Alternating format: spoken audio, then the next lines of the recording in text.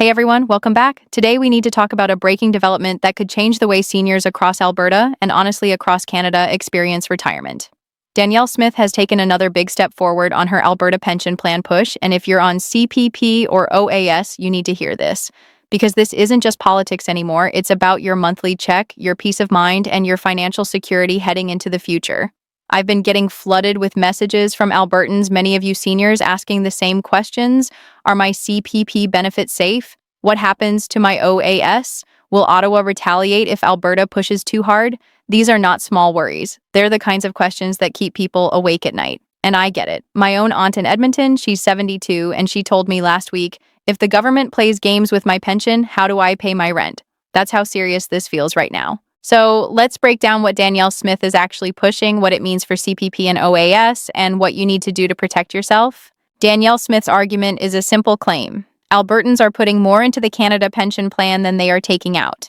The province has a younger workforce, higher average wages, and a strong base of contributors compared to the number of retirees. That means billions flow from Alberta into the national pool every year, helping sustain pensions in other provinces with older populations. Smith says that is not fair. Her position is that Albertans should control their own contributions and, in return, get larger benefits than the national system is currently offering.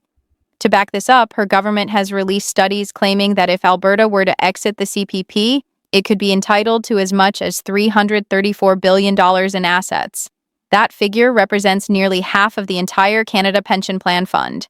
According to Smith's advisors, with that kind of financial foundation, Alberta could create its own plan, pay retirees more, and operate with lower administrative costs. On paper, it sounds like an attractive deal. Imagine being told you could receive over $1,000 more every year in retirement simply because your province decided to go it alone. For many Albertans, especially those struggling with the rising cost of living, that promise is tempting. But there is another side to the story, and it is one that Ottawa and many independent economists have been quick to highlight.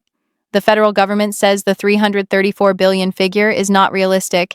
They argue that Alberta's share is far smaller, that the math does not hold up, and that removing such a large chunk from the CPP would destabilize the system for everyone else.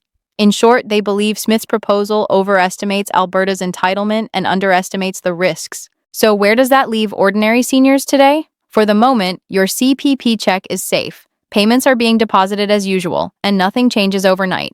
The old age security pension is completely separate from CPP and is not affected by what Alberta decides. OAS is funded directly from federal tax revenues and will continue as usual no matter what. This is an important point because fear often spreads faster than facts. No premier, no matter how determined, can cancel or withhold OAS. That is federal jurisdiction, and seniors should rest assured that OAS benefits will continue regardless of the Alberta government's actions.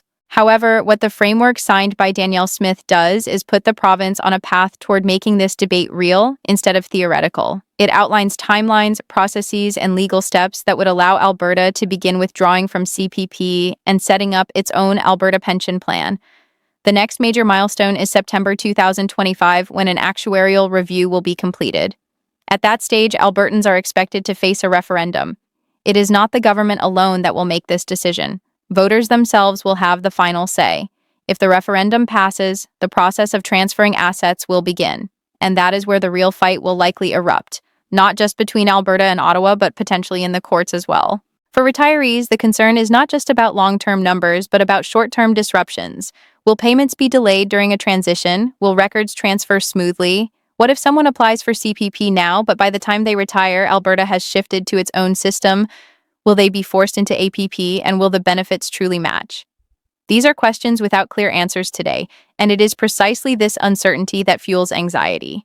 When people say pensions are being politicized, this is what they mean. Instead of a quiet, reliable system that runs in the background, your retirement has become the center of a political tug-of-war. It is also important to remember that pensions are not just about what one province contributes versus another. They are about risk sharing over decades. When Alberta's economy collapsed in 2015 during the oil downturn, the National CPP Fund cushioned the blow. If Alberta had been running its own pension system, the impact might have been harsher. Pension funds work best when they pool risk broadly. If one region struggles, the others help balance it out. By pulling out, Alberta may gain in the short term, but it also exposes itself more to local economic volatility. Oil prices, job markets, and demographic shifts would all weigh heavily on the success or failure of an APP. At the same time, Alberta's government has promised safeguards. The new framework includes a benefit protection clause that ensures current retirees will not see immediate cuts during a transition. This is a key reassurance. Seniors who are already drawing pensions should not suddenly lose benefits if a change occurs. But beyond that, the future is less clear. Younger workers may face different contribution rates, which could sound appealing if those rates are lower than the national average. Yet lower contributions also mean greater risk if investments fail to deliver expected returns. What looks like savings today could turn into shortfalls tomorrow. Politically, the battle lines are already being drawn. Danielle Smith is presenting the APP as a matter of provincial pride and financial justice. She is telling Albertans that they deserve more control and more money back for their hard work. On the other side, Prime Minister Justin Trudeau's government is portraying the plan as reckless and destabilizing, not just for Alberta, but for the entire country. Each side has its talking points, its data, and its emotional appeals. But stuck in the middle are millions of ordinary people who simply want predictability and peace of mind. For them, the promise of a slightly higher check is not nearly as valuable as the guarantee that the check will come at all. There is also a broader political question: what happens to federal-provincial relations if Alberta pushes ahead? Already, there are whispers in Ottawa that if Alberta insists on taking billions from the CPP fund, the federal government might respond in other ways. Some speculate about slower service delivery, bureaucratic holdups, or even pressure applied through unrelated programs. Legally, OAS cannot be touched, but politically, Ottawa has tools to make life more difficult for Alberta, whether through funding negotiations, regulatory approvals, or other areas of intergovernmental cooperation. Seniors could find themselves caught in the crossfire of a budget war they never asked for. One area of particular concern is timing. For those approaching retirement in the next few years, the uncertainty is greatest. Should you apply for CPP now, locking in benefits under the current rules, or wait and see what an APP might offer? That decision could make a real difference to your income in retirement. Financial advisors across Alberta are already reporting that clients are asking them to run scenarios for both systems. Nobody wants to retire into a legal gray zone where the rules are shifting under their feet. Meanwhile, younger Albertans, those in their 30s and 40s, face a different kind of gamble. They will be the ones living under an APP long-term if the province exits. For them, the question is not about next year's check, but about whether an Alberta-run system will prove as resilient as the national one decades into the future. Economists are divided. Some say Alberta's strong workforce and demographics give it an advantage. Others argue that without the balancing effect of a national pool, the risks are far too high. Both sides agree on one thing: the stakes could not be higher. The story of pensions in Canada has always been about balance, between young and old, between provinces, between economic good years and downturns. CPP was designed to smooth out those differences so no single region or generation bore too much of the burden. Danielle Smith's push represents a dramatic shift away from that philosophy. It is an assertion that Alberta can do better on its own. Whether that proves true remains to be seen, but what is certain is that the debate will shape not only Alberta's future, but also the stability of retirement for Canadians across the country. For now, the best advice is to stay informed and prepare. If you are a retiree, keep your records organized.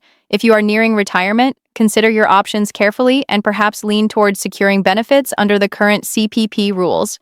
If you are younger, watch closely how the debate unfolds, because it will affect your long-term future more than anyone else's. Above all, do not let fear drive your decisions. Change may be coming, but knowledge is the best tool to face it with confidence. The coming months will be filled with claims and counterclaims, promises and warnings, but behind the political noise lies one simple truth: pensions matter because they touch lives directly. They are the difference between paying the bills and falling behind, between living with dignity and living in anxiety. As Alberta pushes forward with its pension plan, every Canadian should pay attention, because the outcome will set a precedent for how far provinces can go in reshaping national programs, and for seniors in Alberta, the decision will determine not just numbers on paper, but the security of their golden years. This is not the end of the story. It is the beginning of a fight that will play out in auditors' reports, in referendums, in courtrooms, and in political campaigns. Danielle Smith has made her move. Ottawa will respond. And seniors, as always, will be the ones with the most to lose or gain. Staying engaged, asking questions, and demanding clear answers is the best way forward. Because at the end of the day, this is not about political victories. It is about the people who worked a lifetime and now just want the peace of knowing their pensions are safe.